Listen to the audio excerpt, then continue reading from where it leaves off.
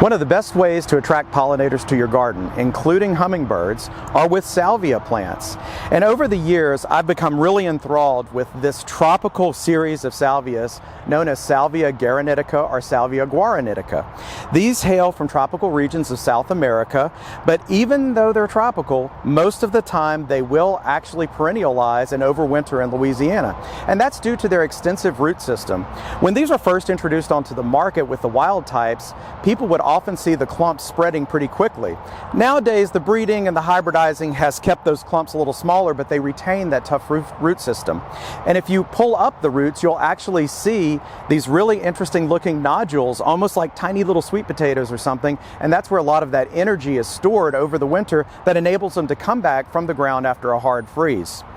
Most of these plants are going to be in the blues to purple range, as you can see. So one of the first to hit the market was called black and blue, but it spread a little bit too much. So some breeding and selection took place, and black and bloom was the result. And you can see where the color comes from. Obviously this beautiful cobalt blue bloom, but also these dark black calyxes what the flower emerges from. And so that's where you get this color combination. Same goes for all the purples and over to these burgundies as well. Because these plants get pretty large, as you can see, they'll need to be put in the middle to the back of your landscaping bed and just let them do their thing. After they perennialize for a few years, they'll get to be about 3, maybe 4 feet tall. Plant them in full sun and you should have no problems, as they're deer resistant and generally have few pests or diseases. For Get It Growing, I'm Jason Stagg with the LSU AgCenter.